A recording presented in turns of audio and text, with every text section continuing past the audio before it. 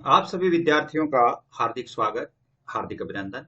प्रिय विद्यार्थियों, आज हम पढ़ेंगे आईएएस प्री और मेन में आपके ज्योग्राफी में क्या सिलेबस रहता है, उसमें कैसे प्रश्न आते हैं और 2023 में आपके कौन सी चीज जो लेटेस्ट हुई है उसके बारे में पढ़ेंगे। आईएएस का सिलेबस यानी ज्योग्राफी में आपको क्या क्या कौन कौन से टॉपिक पढ़ने चाहिए इसके बारे में। इससे पहले हमने यानी पॉलिटिकल साइंस, इंडियन पॉलिटी को देखा, इंडियन हिस्ट्री को देखा, जिसमें भी बहुत सारे टॉपिक है वो नए थे और उनको अपन डिफाइन करके और उनको परिभाषित करके हमने देखा। आज हम ज्योग्राफी के बारे में पढ़ेंगे कि ज्योग्राफी में आपको कौन कौन सी तैयारी करनी चाहिए। इसके अलावा आपसे बता दूं कि अगर आप इन टॉपिक्स को तैयार करते हैं तो ज्योग्राफी के लिए हर एक भर्ती की तैयारी हो जाती है, चाहे आप टीजीटी की तैयारी कर रहे हैं, पीजीटी की तैयारी कर रहे हैं, या आप जैसे लेक्चरर की तैयारी कर रहे हैं, प्रोफेसर की तैयारी कर रहे हैं, तो उनके लिए भी यदि ये टॉपिक बहुत ही कॉमन है और आईएएस के लिए तो बहुत अधिक महत्वपूर्ण है, तो इन टॉपिक्स को आप जरूर पढ़ेंगे। और अंत में हम देखेंगे कि इनके लिए एक ही किताब जो है वो कौन सी हो सकती है, जिस किताब में से हम इनको पढ़ सकते हैं। ज्योग्राफी के लिए आपके लिए जो बेस्ट बुक है वो कौन सी हो सकती है। आइए चलते हैं आज के इस टॉपिक की तरफ।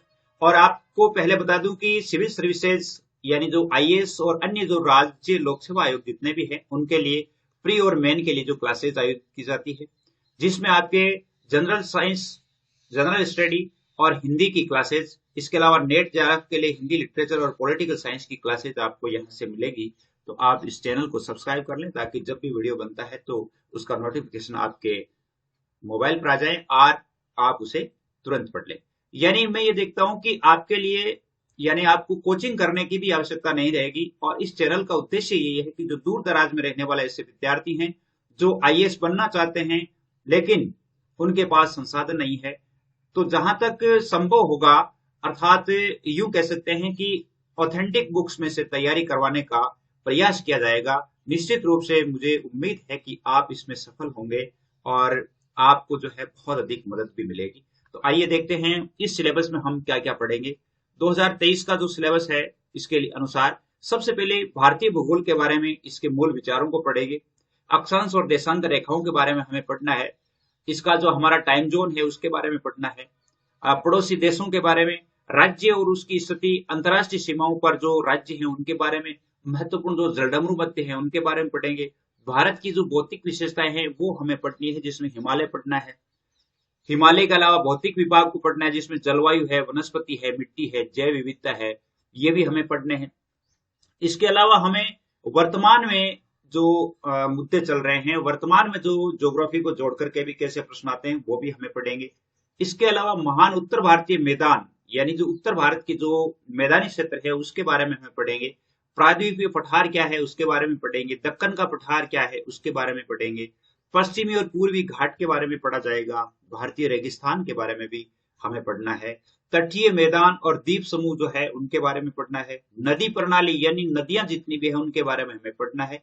नदियां क्या है, कैसे उत्पत्ति होती है, किस प्रकार कहां से कहां तक बहती है, हिमालय से बहने वाली कौन कौन सी नदियां हैं, प्रायद्वीपीय नदियां कौन कौन सी है। हालांकि आपको ये टॉपिक बहुत ज्यादा लग रहे हैं, लेकिन मात्र जो है यानी ये सारे के सारे टॉपिक है जो यानी 450 पेज की जो बुक है उसमें समाहित मिलेंगे आपको। यानी 450 पेज की जो बुक है वो ज्यादा बड़ी नहीं होती, उसे एक स्टूडेंट चाहे तो यानी 20 दिन में आराम से वो पढ़ सकता है। तो ये हिमालय की नदियां हम पढ़ेंगे, प्रायद्वीपीय नदियां पढ़ेंगे। इसके अलावा यदि आप चैनल पर पहली बार हैं या जैसे मान लो कोई भी टॉपिक देखना चाहते हैं, जैसे मान लो पॉलिटिकल साइंस का भी है, तो आपको सर्च करना है इंडियन पॉलिटी बाय DR रोज। यानी इस प्रकार जब आप सर्च करेंगे तो सीधे अपने ही इस चैनल पर आप पहुंचेंगे, इंडियन पॉलिटी बाय DR रोज। इस प्रकार जब आप सर्च करेंगे तो निश्चित रूप से आप वहां पहुंचेंगे और वहां पर आपको प्लेलिस्ट मिलेगी अलग अलग सब्जेक्ट की, जैसे पॉलिटी के अलग, हिस्ट्री के अलग, ज्योग्राफी के अलग, इकोनॉमिक्स के अलग, हिंदी के अलग।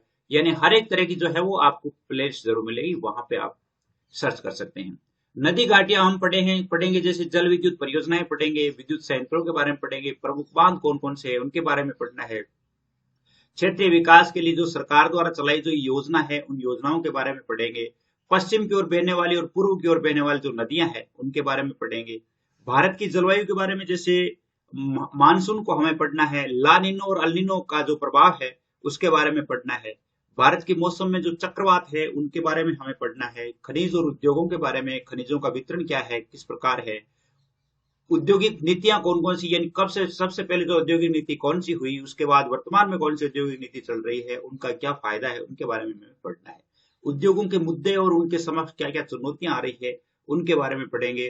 कृषि और संबंध विशेषता, ये बहुत इंपॉर्टेंट है भारत के लिए, क्योंकि भारत है वो कृषि प्रधान देश है। कृषि से संबंधित प्रश्न है वो निश्चित रूप से आपके आते हैं।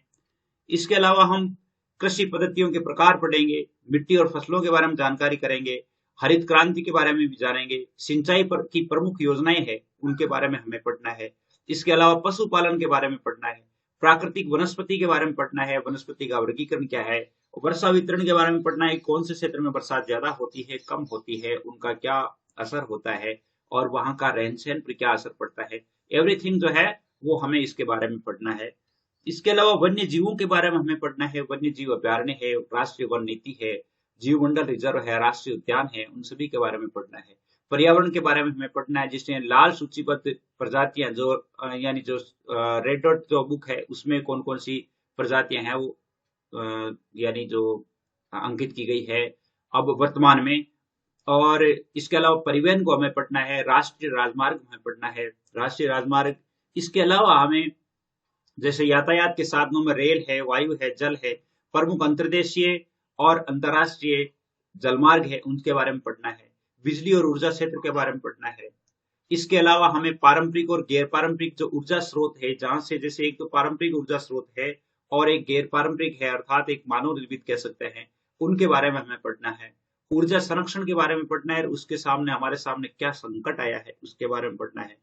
मानव भूगोल जो है, मानव भूगोल में जनसंख्या के बारे में पढ़ना है, और वर्तमान की जो 2011 की जनगणना है, अभी 2011 की चल रही है, तो उसके बारे में हमें लेटेस्ट आंकड़े हैं वो जानने हैं। इसके अलावा विश्व भूगोल के बारे में हमें पढ़ना है। तो विश्व भूगोल में भी भौतिक भूगोल जब हम पढ़ेंगे तो उसमें ब्रह्मांड के बारे में, सौरमंडल से संबंधित कौन कौन से सिद्धांत है वो पढ़ेंगे। इसके अलावा ब्रह्मांड निर्माण से संबंधित कौन कौन से सिद्धांत है, जो उनका लेटेस्ट अपडेट क्या है वो पढ़ना है। पृथ्वी के बारे में मूल विचार क्या है, पृथ्वी के बारे में अलग अलग जो भूगोल वेता है उनके अलग अलग विचार है, तो उनके बारे में हमें पढ़ना है।